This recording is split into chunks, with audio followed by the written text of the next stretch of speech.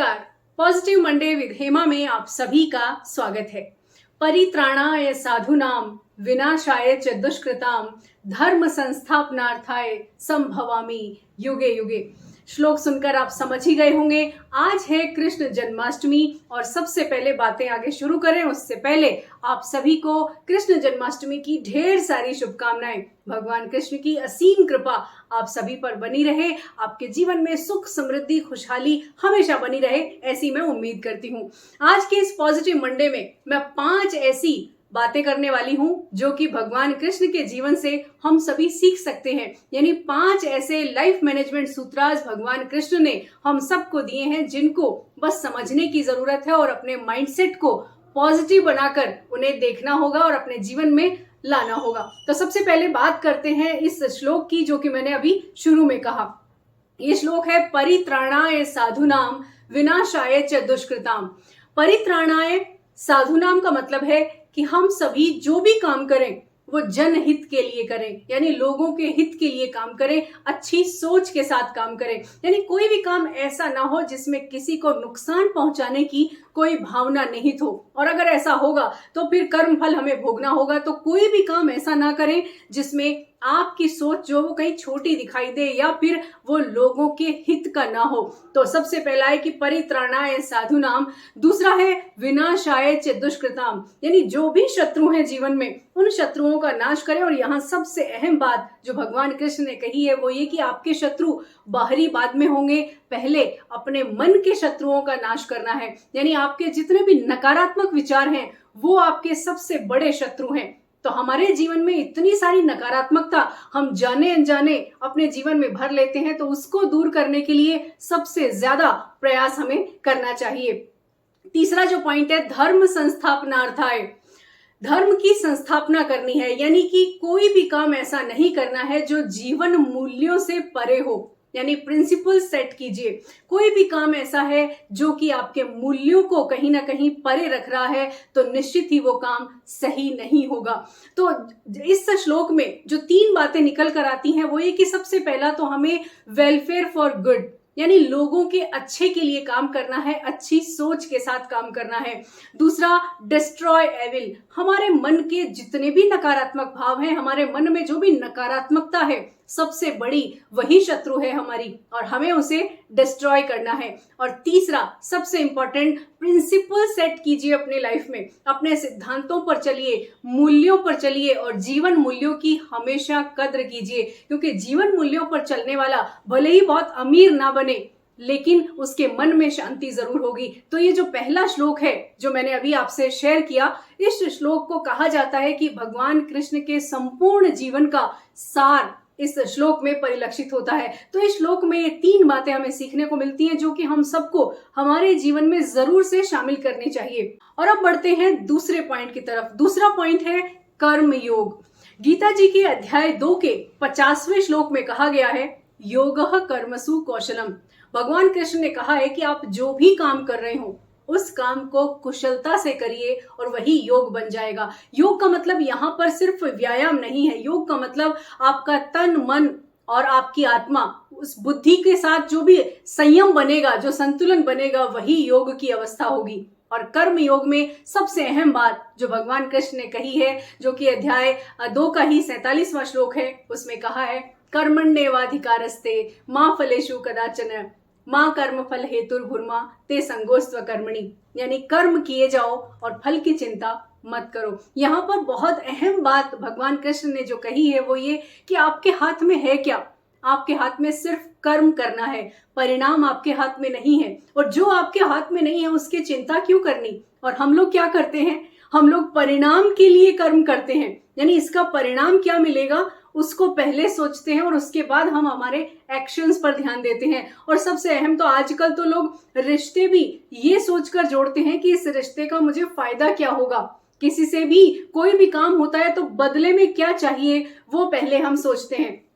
दोस्तों, कर्म योग को समझना और कर्म योग को अपने जीवन में उतारना किसी भी इंसान के संयमित जीवन के लिए बेहद जरूरी है। तो आज के पॉजिटिव मंडे में जो मैं कर्म योग की बात कर रही हूँ, इसका जो सार है और सरल शब्दों में अगर कहें तो हमारे हाथ में सिर्फ एक्शंस हैं। अगर हम हमारे एक्शन सुधार लें तो हमारे रिजल्ट धीरे धीरे अपने आप ठीक हो जाएंगे, क्योंकि हम सिर्फ परिणाम की चिंता करके हमारे एक्शंस की जो दिशा है वो भी बदल देते हैं। और कोई भी जो हमारा कर्म है वो अगर परिणाम को सोच के किया जा रहा है तो निश्चित ही उसका परिणाम सही नहीं होगा। हमें अपने कर्म को यानी हमारे एक्शंस को जांचने परखने और सही दिशा देने की जरूरत है। तो ये आपको समझने की जरूरत है। और अब बढ़ते हैं तीसरी बात की तरफ। जो तीसरा सबसे अहम पॉइंट है वो ये कि हमारे जीवन में बहुत सारी ऐसी बातें होती हैं जिनको लेकर हम निराशा में घिर जाते हैं, और निराशा इस कदर बढ़ जाती है कि हमें हमारे जीवन में कुछ भी अच्छा दिखाई नहीं देता। दोस्तों, गीता जी का एक बहुत ही मशहूर कहूं या बहुत ही प्रसिद्ध श्लोक है जो कि आपने कई बार सुना होगा। यदा यदा ही धर्मस्य ग्लानिर्भवति भारत अभ्युत्थानम धर्मस्य संभवामि युगे युगे। ये जो श्लोक है, इस श्लोक को अगर आप सुनते हैं, कहा जाता है कि ये श्लोक अगर आप सुनते हैं तो आपके मन की निराशा दूर हो जाती है।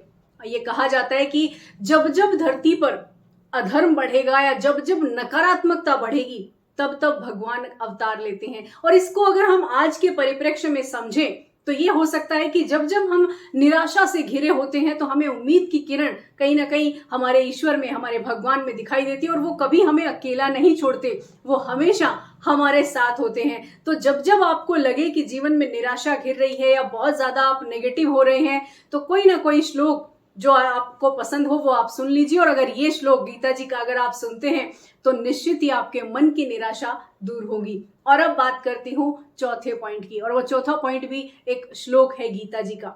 आपने इस श्लोक को कई बार सुना होगा। मैंने व्यक्तिगत तौर पर इस श्लोक को अपने जीवन का अभिन्न अंग बनाया है। मैं कहूँ कि जब जब मुझे लो फेज आता है, जब जब मैं उदास होती हूँ, जब जब नेगेटिविटी घेरती है, या जब जब कोई भी ऐसी कठिन परिस्थिति मुझे लगती है तो मैं इस श्लोक को सुनती हूँ। आपके जीवन में भी बहुत सारा तनाव होगा, बहुत सारी परेशानियां होंगी, आप भी बहुत सारी चुनौतियों से आप घिरते होंगे, और तब हमें लगता है कि अब हम क्या करें, कोई हो जो हमें सुने, कोई ऐसी चीज हो जो हमें ताकत दे। और उस समय ये श्लोक आपकी ताकत बन सकता है। श्लोक है, ओम कृष्णाय वासुदेवाय हरे परमात्मने प्रणत क्लेश नाशाय गोविंदाय नमो नमः। बहुत सरल श्लोक है, और ऐसा कहा जाता है कि इस श्लोक की अगर आप चैंटिंग करते हैं, अगर आप इसे सुनते हैं तो आपके मन को बहुत ज्यादा शांति मिलेगी। दोस्तों, मेडिटेशन भी इस श्लोक के साथ बहुत सारे लोग करते हैं, खासकर मैं भी करती हूँ। और मैं अपना एक्सपीरियंस बता रही हूँ कि जब जब हम स्ट्रेस फील करते हैं या एंजाइटी की स्थिति होती है, या जब जब हम लो फील करते हैं, ये श्लोक आपके मन को बहुत ज्यादा शांत करता है। तो जिन जिन लोगों से मैंने सुना है, जिन जिन लोगों को मैंने देखा है, इस श्लोक को हमेशा एक ये कह सकते हैं आपकी एंटी डिप्रेशन पिल का काम करेगा ये श्लोक। तो भगवान कृष्ण ने गीता जी में जो कुछ भी कहा है वो सब हम सब के जीवन की बेहतरी के लिए कहा है। और इस श्लोक को जितने भी लोग जो स्ट्रेस फील करते हैं, या किसी तरह की कोई एंजाइटी इश्यूज हैं, या किसी तरह का डिप्रेशन अगर है, या फिर आप लो हैं, या नेगेटिविटी में कहीं घिरे हुए हैं, या फिर कोई इस तरह का संकट आ गया है जिसमें आपको सूझ नहीं रहा कि आप अब आगे क्या करें, तो डेफिनेटली ये श्लोक आपकी मदद कर सकता है। और अब लास्ट पॉइंट है प्रेम तत्व। भगवान कृष्ण का बांसुरी वाला रूप जिसकी हम सब पूजा करते हैं। आप देखिए ना, वृंदावन धाम में भी अगर बात करें भगवान कृष्ण के रूप की तो उनका बांसुरी वाला रूप ही पूजा जाता है। और बहुत कम जगह हम भगवान कृष्ण का सुदर्शन चक्र के साथ उनका रूप देखते हैं। यानी भगवान कृष्ण ने प्रेम तत्व को सर्वोपरि तत्व कहा है, और ये भी कहा है कि प्रेम से पूरा संसार जीता जा सकता है, प्रेम से रिश्ते सुधर सकते हैं, प्रेम से आप जो कुछ भी करेंगे उसका परिणाम हमेशा अच्छा ही होगा। तो निस्वार्थ भाव से, निष्काम भाव से अगर आप प्रेम करते हैं तो उसका परिणाम बहुत अच्छा होगा। तो अपने जीवन में इतना प्रेम भरिए कि सब लोग आपसे जुड़ना चाहें, क्योंकि प्रेम तत्व सर्वोपरि है, भगवान कृष्ण का यही कहना है। और फिर भी अगर हम देखें कि हमारे जीवन में इतनी सारी कड़वाहट घुल जाती है, रिश्तों में इतने सारे उतार चढ़ाव आते हैं, जीवन में इतने सारे उतार चढ़ाव आते हैं, हमारे अंदर गुस्सा है, हमारे अंदर सारे नेगेटिव थॉट्स आ जाते हैं, और हम इस प्रेम तत्व की ही कमी हमारे जीवन में महसूस करते हैं। तो अपने जीवन को प्रेम से भरिए और प्रेम बांटिए, यही भगवान कृष्ण ने कहा है। तो दोस्तों, आज के पॉजिटिव मंडे में जितनी भी बातें हमने की और ये जो 5 लाइफ मैनेजमेंट सूत्राज मैंने आपके साथ शेयर किए, उम्मीद है आपको पसंद आए होंगे। और हमेशा की तरह आपको ये पॉजिटिव मंडे कैसा लगा मुझे बताना मत भूलना। आप कमेंट्स में मुझे बता सकते हैं कि किन किन टॉपिक्स पर आप बात करना चाहते हैं। और बहुत जल्द हम लाइव प्लान करने वाले हैं, हम यूट्यूब पर भी लाइव करेंगे, फेसबुक पर भी और बाकी सारे प्लेटफॉर्म्स पर भी मैं लाइव आने वाली हूँ। तो लाइव में आप कौन कौन से टॉपिक्स पर बात करना चाहते हैं। बहुत सारे मेरे पास मेल भी आते हैं, मैसेजेस भी करते हैं और ये भी जानना चाहते हैं कि आप इतने मोटिवेटेड कैसे हो, आपके टॉपिक्स बहुत अच्छे होते हैं। बहुत सारे टॉपिक्स भी मुझे सजेस्ट करते हैं कि इन टॉपिक्स पर हमें बात करनी है। तो आपके जो भी कमेंट्स हैं, जो भी सजेशंस हैं, वो हम लेंगे और लाइव सेशंस हम प्लान करेंगे कि हम वीक में एक दिन जरूर आपसे सीधा संवाद कर सकूं। तो आज का ये पॉजिटिव मंडे आपको कैसा लगा, इस वीडियो को आप अपने अपनों के साथ शेयर कीजिएगा ताकि सभी लोग इन लाइफ मैनेजमेंट सूत्रास को समझ सकें और अपने जीवन को पॉजिटिविटी से भर सकें। तो जाने से पहले बस यही कहूंगी कि बनिए किसी की उम्मीदों का उजाला।